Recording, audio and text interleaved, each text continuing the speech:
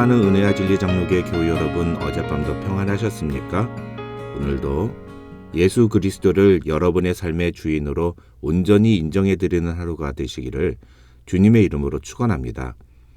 오늘 새벽에 만나 본문은 마태복음 22장 15절에서 46절입니다. 마태복음 22장 15절에서 46절을 제가 읽어드리겠습니다.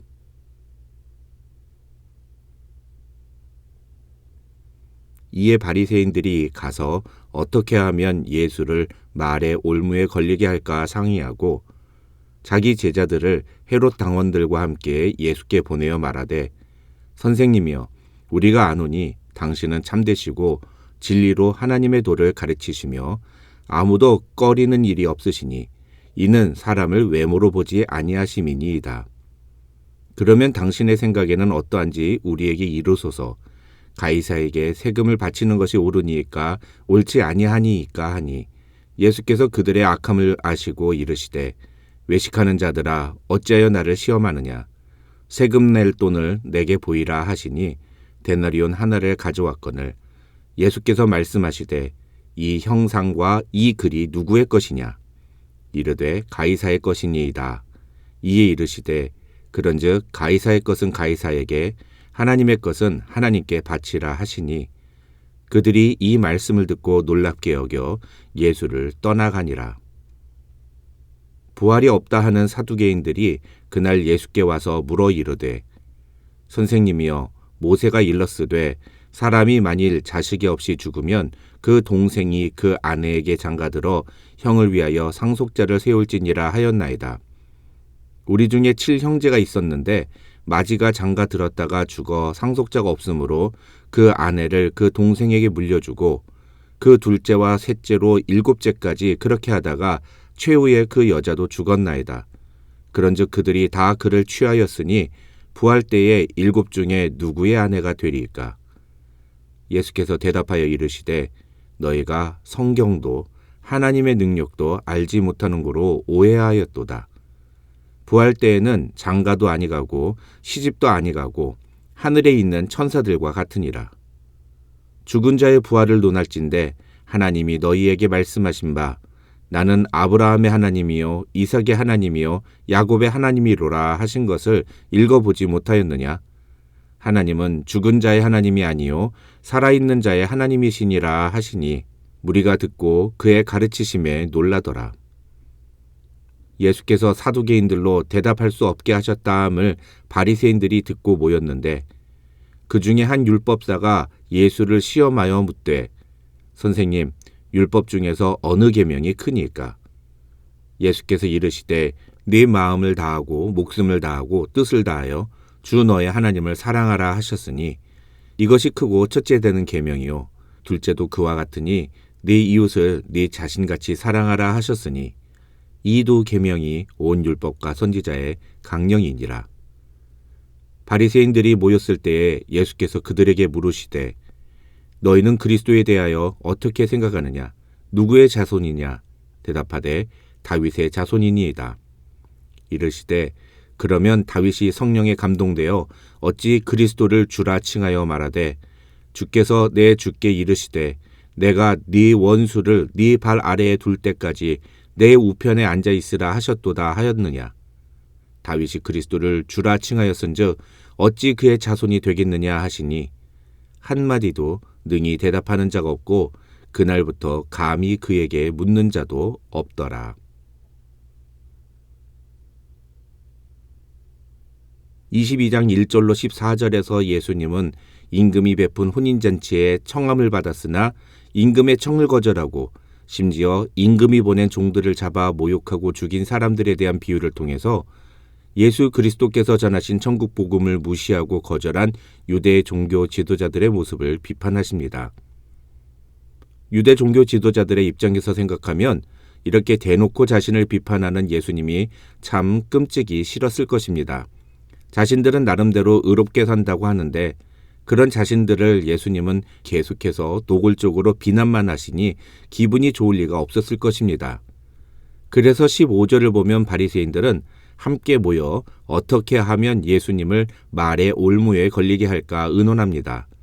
그런데 그 뒤에 기록된 내용을 보면 이런 의논을 한 것은 비단 바리새인들만은 아닌 것 같습니다. 즉 유대 종교 지도자들 전체가 예수님이 하신 말씀을 가지고 죄를 물을 수 있는 방법을 찾았다고 볼 수 있습니다. 16절부터 40절까지는 그런 속셈으로 유대 종교 지도자들이 예수님께 던진 세 가지 질문이 등장합니다. 이 16절부터 40절에 기록된 유대 종교 지도자들의 세 가지 질문은 마태복음 4장에서 예수님을 3번 시험한 사단의 시험을 연상하게 합니다. 그들이 던진 첫 번째 질문은 세금에 관한 것이었습니다. 16절로 22절을 보시면 바리새인들은 자기 제자들을 헤롯 당원들과 함께 예수님께 보내서 가이사에게 세금을 바치는 것이 옳은지 옳지 않은지를 예수님께 묻습니다. 만약 가이사에게 세금을 내는 것이 옳지 않다고 대답하신다면 로마 제국의 통치를 지지하는 헤롯 당원들이 예수님을 로마 제국을 상대로 모반을 꾀했다는 제목으로 체포했을 것입니다. 반대로 예수님이 가이사에게 세금을 내는 것이 옳다고 대답하신다면 바리새인들이 예수님을 로마 제국과 한패라고 고발할 기세였습니다. 이러한 바리새인들의 질문은 예수님을 함정에 빠뜨리려는 그들의 계획에 가장 적합한 질문이었습니다. 그러나 예수님은 가이사의 것은 가이사에게, 하나님의 것은 하나님께 바치라고 대답하심으로써 그들의 함정에서 벗어나셨습니다. 많은 분들이 예수님의 이 대답의 의미를 신자는 이 세상의 권위에 순복하는 것과 하나님의 주권을 인정하는 것 두 가지를 함께 보여주어야 한다는 뜻으로 이해하지만 사실 그 해석은 정확한 해석이 아닙니다. 하나님의 것은 하나님께 드리라는 말이 가이사에게 세금을 내는 것이 옳은지 옳지 않은지에 대한 대답이 될 수 없기 때문입니다. 그보다 저는 세상의 권위에 대해서도 두려워해야 하지만 하나님의 권위에 대해서도 두려워해야 한다는 어떤 목사님의 해석을 더 지지합니다. 그 목사님은 예수님의 대답에서 하나님의 것이 무엇을 의미하는가에 주목합니다. 결론만 말하면 그 목사님은 여기서 예수님이 말씀하신 하나님의 것은 하나님께 드리라는 말은 하나님의 형상대로 지어진 인간은 하나님의 것임을 잊지 말아야 한다는 뜻이라고 설명합니다. 그러니 바리새인들의 입장에서도 예수님을 고발할 거리를 찾지 못했다는 것입니다. 두 번째 질문은 부활에 대한 것이었습니다. 23절로 33절에서 사두개인들은 예수님께 찾아와 유대인들의 독특한 제도인 형사 취수제를 가지고 부활 때에 그 여자는 형제들 중에 누구의 아내가 되는지를 묻습니다. 하지만 예수님은 이러한 사두개인들의 질문에 대해 부활 후에는 결혼 제도가 존재하지 않는다고 대답하시면서 덧붙여 그들이 성경도 또 하나님의 능력도 알지 못하고 오해했다고 지적하십니다. 이로 인해 예수님을 올무에 빠뜨리려던 사두개인들은 오히려 자신들의 무지와 어리석음이 드러나게 되었고 그런 예수님의 말씀을 들은 무리들은 예수님의 대답에 놀랐다고 마태는 기록합니다. 마지막 세 번째 질문은 가장 큰 계명이 무엇이냐는 것이었습니다. 34절로 40절을 보시면 예수께서 사두개인들로 하여금 대답할 수 없게 하셨다는 이야기를 들은 바리새인들이 다시 모여서 예수님에게 질문할 것을 다시 모의합니다. 그리고 생각해낸 질문이 율법 중에서 어느 계명이 가장 큰가 하는 것이었습니다. 이 질문은 예수님을 논쟁의 중심으로 끌어들이는 데 목적이 있었습니다. 왜냐하면 당시 바리새인들은 구약 성경에서 약 613개의 율법을 찾아내고 이들 중에서 먼저 지켜야 할 율법과 나중에 지켜도 되는 율법을 구분했다고 합니다.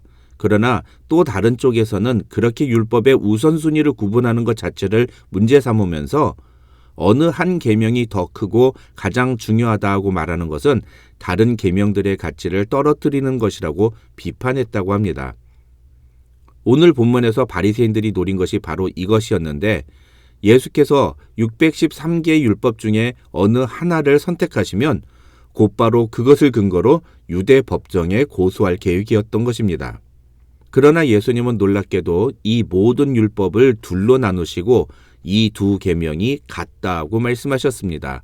더욱 중요한 것은 예수님이 말씀하신 이 두 개의 계명은 결국 율법 전체를 아우르는 율법의 근본 정신과도 같은 것이었고, 그것은 바리새인들로 하여금 예수님을 고소할 명분을 잃어버리게 만든 것이었다는 겁니다. 바리새인들이 이렇게 당황하고 있을 때 예수님은 반격을 가하십니다. 그 내용이 바로 41절로 46절입니다. 여기서 예수님은 바리새인들에게 다윗과 그리스도와의 관계에 대해서 물으십니다.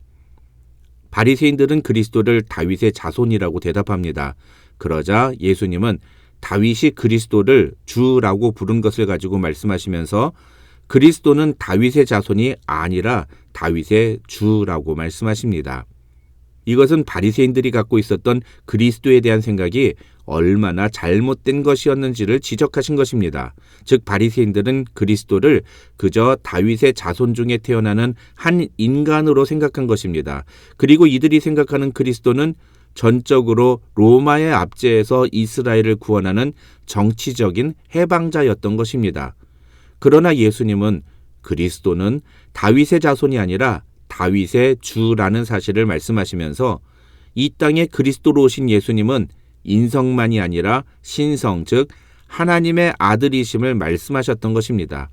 그래서 마태복음 16장 16절에서 시몬 베드로가 예수님에 대해서 주는 그리스도시요 살아계신 하나님의 아들이시니이다 라고 대답했을 때 예수님이 시몬 베드로를 칭찬하셨던 것입니다.